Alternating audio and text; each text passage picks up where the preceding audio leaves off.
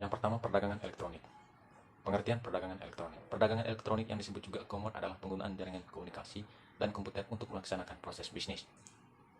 Manfaat-manfaat yang diharapkan dari e-commerce yaitu perbaikan layanan pelanggan sebelum, selama, dan setelah penjualan. Yang kedua, perbaikan hubungan dengan pemasok dan komunitas keuangan. Dan yang ketiga, peningkatan imbal hasil ekonomis atas pemegang saham dan investasi pemilik. Kendala-kendala e-commerce, biaya yang tinggi. Yang kedua, kekhawatiran akan masalah keamanan. Dan yang ketiga, peranti lunak yang belum mapan atau belum tersedia. Yang kedua, intelijensi bisnis. Yang pertama, basis data eksternal. Yang kedua, mesin pencari. Ketiga, strategi e-commerce dan sistem interorganisasional. Sistem interorganisasional adalah strategi di mana unsur-unsur yang ada dikaitkan dengan transmisi data elektronik. Istilah yang sering digunakan untuk IOS adalah EDI, yaitu Electronic Data Interchange atau pertukaran data elektronik. EDI dianggap sebagai subkumpulan dari suatu sistem interorganisasional. Yang berikutnya, sistem interorganisasional.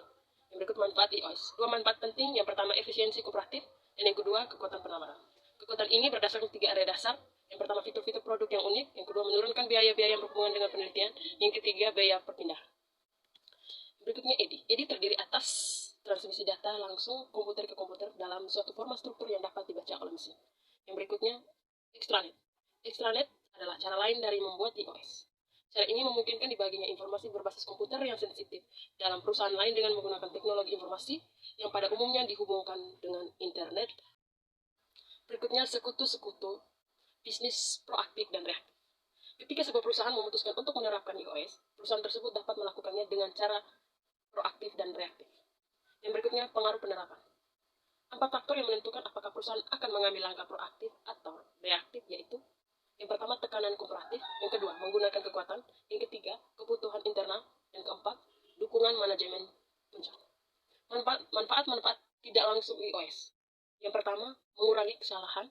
Yang ketiga, menurunkan biaya. Yang keempat, meningkatkan efisiensi operasional. Yang kelima, meningkatkan kemampuan untuk bersaing. Yang keenam, memperbaiki hubungan dengan sekutu dagang. Yang keenam, memperbaiki layanan pelanggan. Penggunaan sistem informasi dalam komunikasi bisnis secara elektronik.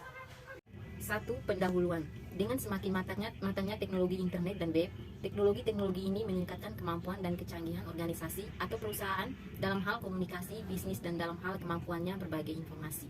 Selain juga berbagai sumber daya lain yang langka dan berharga, keuntungannya penggunaan teknologi baru ini dapat direalisasikan pada berbagai peringkat yang berbeda dalam perusahaan, yaitu perusahaan itu sendiri, unit-unit bisnis, baik secara departemental maupun fungsional.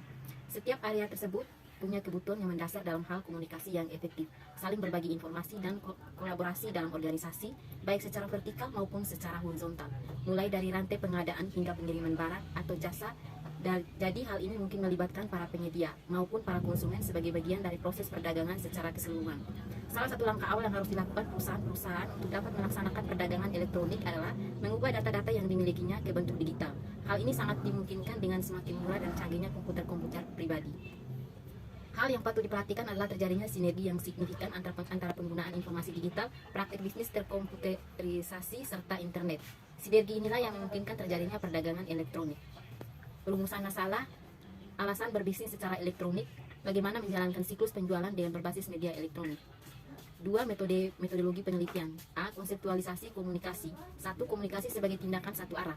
Suatu pemahaman populer mengenai komunikasi manusia adalah komunikasi yang mengisyaratkan penyampaian pesan searah dari seseorang atau suatu lembaga kepada seseorang atau sekelompok orang lainnya, baik secara langsung atau tatap muka ataupun melalui media seperti surat kabar, majalah, radio, atau televisi. 2. Komunikasi sebagai interaksi. Pandangan komunikasi sebagai interaksi menyetarakan komunikasi dengan proses sebab akibat atau aksi-reaksi yang arahnya bergantian. Ketiga, komunikasi sebagai transaksi. Ketika mendengarkan seseorang yang berbicara, sebenarnya pada saat itu bisa mengirimkan pesan secara nonverbal atau isyarat tangan, ekspresi wajah, nada suara, dan sebagainya kepada pembicara. B. Sistem. Sistem adalah suatu kumpulan atau himpunan dari unsur komponen variabel yang terorganisasi, saling berinteraksi, saling tergantung satu sama lain, dan terpadu. C. Informasi. Informasi adalah data yang telah diklasifikasikan atau diolah atau diinterpretasikan untuk digunakan dalam proses pengambilan keputusan.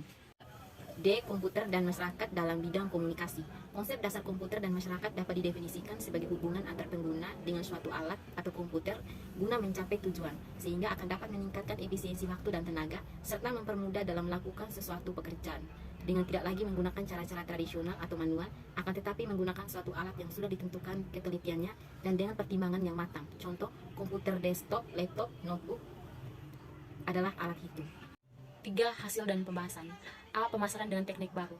Perbandingan antara perdagangan tradisional dan perdagangan elektronik dapat digunakan memperbaiki sistem penjualan. Dalam hal ini, kita dapat melihat bahwa perdagangan elektronik tidak hanya menyederhanakan pengiriman informasi dan barang atau jasa, tetapi ia juga dapat mengubah hubungan mereka. B. Pemesanan. Merupakan hal yang rutin bahwa para konsumen secara elektronik mengirimkan pesanan-pesanan akan barang dan atau jasa ke perusahaan. C. Pembayaran. Primary key dari proses penjualan adalah menerima pembayaran untuk barang dan jasa yang kita jual. Ada berbagai jenis mekanisme pembayaran yang dapat dilakukan oleh pembeli. D. Keuntungan perdagangan elektronik. Perdagangan secara elektronik menawarkan kepada perusahaan keuntungan jangka pendek dan jangka panjang. Perdagangan elektronik tidak hanya membuka pasar baru bagi produk atau jasa yang ditawarkan, mencapai konsumen baru, tetapi ia juga dapat mempermudah cara perusahaan melakukan bisnis. Beberapa manfaat lain itu adalah sebagai berikut. Yang pertama, keuntungan bagi perusahaan. Memperpendek jarak, memperluas pasar, perluasan jaringan mitra bisnis, dan efisien. Kedua, keuntungan bagi konsumen. Yang pertama, efektif, aman secara fisik, dan fleksibel. Yang ketiga, keuntungan bagi masyarakat umum. Mengurangi polusi dan pencemaran lingkungan, membuka peluang kerja baru, menguntungkan dunia akademis, dan meningkatkan kualitas sumber daya manusia. Kesimpulan, dari hasil dan pembahasan yang telah dibahas dapat disimpulkan bahwa perdagangan elektronik atau e-dagang adalah penyebaran, pembelian, penjualan, pemasaran barang dan jasa melalui sistem elektronik seperti internet atau televisi, www atau jaringan komputer lain. E-commerce dapat melibatkan transfer dana elektronik, pertukaran data elektronik, sistem manajemen inventory otomatis, dan sistem pengumpulan data otomatis. Berikutnya saran. Ditinjau dari kesimpulan di atas, penulis memberikan saran guna perkembangan kedepannya adalah dengan adanya industri teknologi informasi melihat kegiatan e-commerce ini sebagai aplikasi dan penerapan dari e-business yang berkaitan dengan transaksi komersial seperti transfer dana secara elektronik, SCM, e-marketing atau pemasaran online, pemrosesan transaksi online, pertukaran data elektronik, dan lain-lain. Yang kedua, dalam penggunaan e-commerce merupakan bagian dari e-business di mana cakupan e-business lebih luas, tidak hanya sekedar perniagaan. Sekian dan terima kasih.